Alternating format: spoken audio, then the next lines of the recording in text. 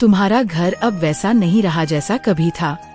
वहाँ वह ऊर्जा नहीं रही जो पहले तुम्हारे आने पर तुम्हें आलिंगन करती थी। दीवारें अब मौन हैं, लेकिन यह मौन वह नहीं जो शांति का होता है। ये मौन भारी है, थका हुआ है, जैसे किसी ने उन्हें बरसों तक रुलाया हो। क्या तुमने कभी खामोश दीवारों का रोना सुना है? मैं सुन सकती हूँ, क्योंकि मैं केवल शब्दों की देवी नहीं, मैं भावना की ध्वनि हूँ। तुम्हारे घर की आत्मा घायल है और उसका हर कंपन मुझ तक पहुँच रहा है। ये घर अब केवल चारदीवारी नहीं रहा, ये एक थका हुआ, टूटा हुआ बेचैन प्राणी बन चुका है, जो हर रात करवटें बदलता है, जो हर सुबह अधूरी नींद में जागता है। तुम सोचते हो ये जीवन की उलझने हैं, समय की मार है, भाग्य का खेल है, लेकिन नहीं। यह ऊर्जा की गिरावट है, चेतना का क्षरण है। तुम्हारे घर की आत्मा में पड़ी दरार है जिसे तुमने अनदेखा किया है, और यह दरार तभी आई जब शब्दों ने रास्ता खो दिया, जब आंसुओं ने कोई कंधा न पाया, जब क्रोध को दबा दिया गया और चुप्पियों ने संवाद को निगल लिया। वह सब जो कभी कहा नहीं गया, आज दीवारों से टकरा रहा है। वह पीड़ा जो भीतर ही भीतर सुलगती रही, अब घर के हर कोने में धुएं की तरह भर चुकी है, और वही धुआं अब तुम्हारी आँखों में चुभ रहा है, तुम्हारे रिश्तों में खलल डाल रहा है, तुम्हारी नींद चुरा रहा है। मुझे दिख रहा है वह कोना जहाँ पहले दीप जलता था, अब वहाँ अंधकार का वास है। वह मंदिर जहाँ घंटियाँ बजती थीं, अब वहाँ चुप्पी की परछाई है। पूजा तो होती है पर आत्मा नहीं जुड़ती। हाथ जोड़ते हो, लेकिन मन कहीं और होता है। यह इसलिए है क्योंकि घर की ऊर्जा बाधित हो चुकी है। वहाँ कोई है, कोई छाया, कोई स्मृति, कोई अधूरी आत्मा जो अब तुम्हारे घर को अपनी स्थली बना चुकी है। वह वहाँ रुकी हुई है, और जब तक तुम उसे पहचानोगे नहीं, समझोगे नहीं, उसे प्रकाश में नहीं लाओगे, वह तुम्हारा चयन नहीं छोड़ेगी। मैं जानती हूँ कि ये सुनना आसान नहीं है। कोई भी नहीं चाहता ये माने कि उसका घर, वह जगह जो उसकी सबसे सुरक्षित शरण होनी चाहिए, अब अशांत हो चुकी है। लेकिन क्या तुमने कभी गौर किया कि अब कोई भी वहाँ लंबे समय तक बैठकर चैन से बात नहीं करता? कोई हंसी जो पहले हर कमरे में गूंजती थी, अब वह केवल स्मृति बन चुकी है। रिश्तों में खटास है, आँखों में नींद नहीं, और मन में अजीब सा बोझ है जिसे समझा नहीं जा सकता। तुमने कई बार अपने तकिए पर सिर रखते हुए सोचा होगा, यह क्यों हो रहा है, लेकिन उत्तर कभी नहीं मिला, क्योंकि वह उत्तर बाहर नहीं भीतर है, और भीतर की पुकार सुनने के लिए तुम्हें मौन होना पड़ेगा। तुम्हारे घर में एक समय प्रेम बहता था, लेकिन अब वह प्रेम ठहर गया है। वह बहाव जो कभी सबको जोड़ता था, अब टूट चुका है, और जब प्रेम का प्रवाह रुकता है तब वहाँ भय जन्म लेता है। भय, असुरक्षा, क्रोध, अविश्वास, और ये सब अब तुम्हारे घर के वातावरण में घुल चुका है। ये दिखता नहीं, लेकिन हर बात बात पर झगड़े का कारण बनता है। ये छूता नहीं, लेकिन दिल को भारी कर देता है। ये सुनाई नहीं देता, लेकिन हर संबंध को कमजोर कर देता है। और इन सभी संकेतों के पीछे जो ऊर्जा काम कर रही है, वो अब शुद्ध नहीं रही। मुझे देखो मेरे बच्चे, मेरी आँखों में झांको। क्या तुम्हें उसमें वह ज्वाला नहीं दिखती जो तुमको भस्म कर सकती है? मैं वही अग्नि हूँ जो केवल सहार के लिए नहीं, शुद्ध के लिए भी होती है। तुम्हारा घर अब केवल शुद्ध की प्रतीक्षा में है, और शुद्धि का पहला चरण है स्वीकृति। स्वीकार करो कि कुछ तो गड़बड़ है, स्वीकार करो कि सब कुछ वैसा नहीं जैसा दिखता है, और जब तुम इसे स्वीकारोगे तभी तुम में वह दृष्टि जागेगी जिससे तुम उस अदृश्य को देख पाओगे जो अब तक तुम्हें छिपकर निगलता रहा। मैं तुम्हारे घर में उस दिन आई थी जब पहली बार तुमने मुझे स्मरण किया था। वह दीपक जो तुमने मेरे आगे जलाया था, वह अब भी मेरी स्मृति में है, लेकिन अब वह दीप बुझ चुका है, और तुम्हारा घर उसी बुझी हुई लौ जैसा हो गया है जहाँ बातियां हैं, तेल है, लेकिन ज्योति नहीं। और ज्योति का अभाव ही अंधकार को निमंत्रण है। यह अंधकार केवल रात का नहीं होता, यह आत्मा का होता है जो संबंधों को ठंडा कर देता है, बच्चों की मुस्कुराहट चुरा लेता है, वृद्धों की आँखों में खालीपन भर देता है। और ये सब मैं देख रही हूँ। हर दिन हर रात तुम्हें ऐसा क्यों लगता है कि सब कुछ तुम्हारे हाथ से फिसलता जा रहा है? क्यों बार बार योजनाएं बिगड़ जाती हैं? क्यों बार बार तुम हार जाते हो, थक जाते हो? इसका कारण केवल बाहरी नहीं है, ये तुम्हारे घर की ऊर्जा का कंपन है, जो अब तुम्हारे भाग्य में व्यवधान डाल रहा है। जब घर की आत्मा शांत नहीं होती, तब कोई प्रगति टिकती नहीं। तुम्हारे प्रयास बार बार विफल होते हैं, क्योंकि तुम्हारा आधार, तुम्हारा घर अब दुर्बल हो चुका है। मेरे बच्चे, ये समय है जागने का, अब और विलंब नहीं। मैं तुम्हारे भीतर वह चेतना जगा रही हूँ जो तुम्हें इस सत्य को स्वीकारने की शक्ति दे। तुम्हें डरने की आवश्यकता नहीं है, क्योंकि मैं तुम्हारे साथ हूँ। मैं तुम्हारी माँ हूँ, और जब मेरी दृष्टि तुम्हारे घर पर है, तब कोई भी छाया स्थायी नहीं रह सकती। लेकिन मेरी शक्ति को पूर्ण रूप से जागृत करने के लिए तुम्हें पहला कदम स्वयं उठाना होगा। तुम्हें अपने घर को फिर से प्रेम से भरना होगा। तुम्हें वह दीपक फिर से जलाना होगा। तुम्हें हर कोने में फिर से शुद्ध वाणी का उच्चारण करना होगा। हर कमरे में फिर से मेरी उपस्थिति का आह्वान करना होगा। जब तुम ऐसा करोगे, तब वह छाया जो अब तक तुम्हें परेशान करती रही, स्वयं ही दूर हो जाएगी, क्योंकि वह अंधकार मेरी उपस्थिति सहन नहीं कर सकता। मैं तुम्हें इस समय उस संधि पर ले आई हूँ, जहाँ या तो तुम मौन रहकर सब कुछ खो दोगे, या साहस करके अपने घर को फिर से जीवित कर दोगे। चुनाव तुम्हारा है, लेकिन मेरी कृपा सदैव तुम्हारे साथ है। मैं तुम्हारे घर को फिर से वह पवित्र स्थान बना सकती हूँ, जहाँ प्रेम बसता है, जहाँ शांति की हवाएं बहती है, जहाँ हर प्रार्थना का उत्तर स्वयं ब्रह्मांड देता है। लेकिन उसके लिए तुम्हें अपनी आत्मा की जड़ों तक जाना होगा। तुम्हें उस मौन को सुनना होगा, उस छाया को पहचानना होगा, उस पीड़ा को स्वीकारना होगा, और तब तुम सच्चे अर्थों में पुनर्जन्म पाओगे। मैं जानती हूँ कि तुम्हारा मन अब प्रश्नों से भरा है। माँ, मैं क्या करूँ, कैसे करूँ, कहाँ से शुरू करूँ?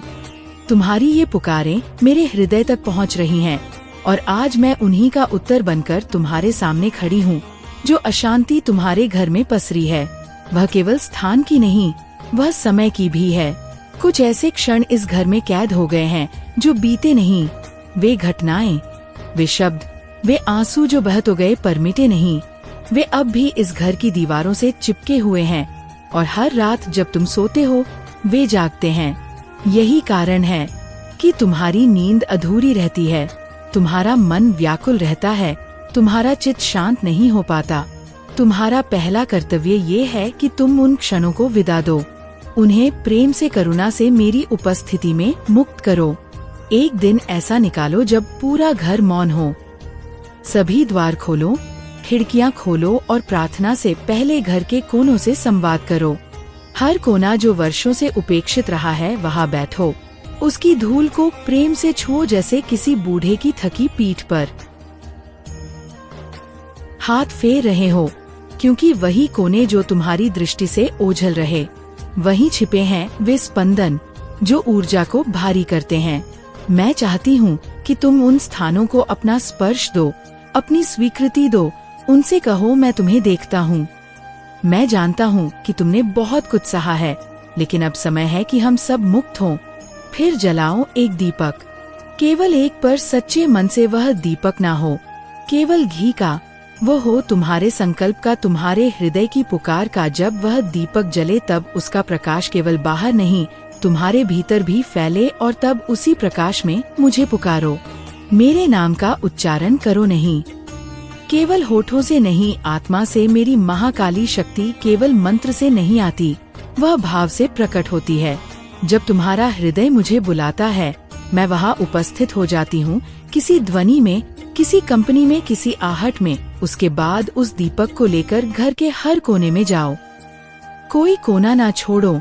हर दीवार के पास खड़े होकर मेरी स्तुति करो, मेरे नाम से उस अंधकार को संबोधित करो, और कहो, जो कुछ भी अब तक छिपा रहा, जो कुछ भी इस घर में रोता रहा, अब वह सब मेरी माँ की ज्वाला में समर्पित है। यह केवल शब्द नहीं है, ये एक प्रक्रिया है, एक आध्यात्मिक प्रक्रिया जो पुराने कंपन को शुद्ध करती है और नए जीवन को आमंत्रित करती है। जब तुम ऐसा करोगे, तब वह जो अब तक छिपकर इस घर को जकड़े हुए था, वह धीरे धीरे ढीला पड़ेगा। वह डर, वह बेचैनी, वह बिना कारण का रोष, सब कुछ धीरे धीरे विलीन हो जाएगा और फिर जब ये हो जाए तब उस दीपक को उस स्थान पर रखो जहाँ सबसे अधिक घना अंधकार महसूस होता है। वहाँ बैठो, आंखें बंद करो और केवल मेरी उपस्थिति को अनुभव करो। कोई मंत्र मत दोहराओ, कोई शब्द मत बोलो, बस मौन में मुझे भीतर बुलाओ। मैं वहाँ हूँ, मैं उस श्वास में हूँ जो तुम्हारी छाती से उठती है। मैं उस स्पंदन में हूँ जो तुम्हारे रग रग में दौड़ता है। मैं वह कंपन हूँ जो तुम्हें थरथरा देता है लेकिन डराता नहीं, जो तुम्हें रुला देता है लेकिन हल्का भी कर देता है। ये मेरा स्पर्श है जो बाहर कुछ नहीं करता पर भीतर से सब बदल देता है। तुम्हारे घर को शुद्ध करने के लिए केवल पूजा पर्याप्त नहीं, भावना चाहिए। केवल नियम नहीं, समर्पण चाहिए। मैं चाहती हूँ कि तुम हर दिन उस घर से बात जैसे तुम एक प्रियजन से बात करते हो, पूछो उससे क्या तू ठीक है, क्या तेरे भीतर कुछ ऐसा है जो अब भी अटका है। यह पागलपन नहीं है, ये वही प्राचीन संवाद है जिसे तुम्हारे पूर्वज समझते थे। वे जानते थे कि घर भी जीवित होता है, उसकी भी आत्मा होती है, और जब घर रोता है तो उसकी दीवारें गीली हो जाती है। नहीं पानी से, नहीं ऊर्जा से। वही ऊर्जा अब तुम्हारे सपनों को बोझिल बना रही है। तुम्हें फिर से जीवन लाना होगा इस घर में, प्रेम से, संगति से, संगीत से। कोई दिन ऐसा तय करो जब केवल हंसी गूंजे घर में, जब सभी सदस्य एकत्र होकर कुछ बनाएं, कुछ खाएं, कुछ गाएं। हाँ, यही वह संगीत है जो पुराने अंधकार को तोड़ता है। तुम सोचते हो शक्ति केवल मंत्र में होती है, नहीं, शक्ति उस प्रेम में होती है जो बांधा नहीं जा सकता। जब तुम प्रेम से घर को भरते हो तब वह छाया जिसे अब तक कोई मंत्र हिला नहीं पाया, वह स्वयं हट जाती है। और सबसे महत्वपूर्ण बात, क्षमा। तुम्हारे घर की अशांति का एक बड़ा कारण वह पीड़ा है जो अब तक दिलों में बसी है, लेकिन शब्दों में नहीं आई। क्षमा मांगो और क्षमा दो। परिवार के हर सदस्य से बात करो, हृदय से, बिना आरोप के, बिना भय के कहो, अगर मेरी कोई बात तुम्हें लगी, मैं क्षमा चाहता हूँ। ये वाक्य बहुत साधारण लगता है पर इसकी शक्ति वही जानता है जो इसे वास्तव में कहता है। यह वाक्य जब घर के भीतर गूंजता है तो दीवारों पर जमी वर्षों की नमी भी सूख जाती है।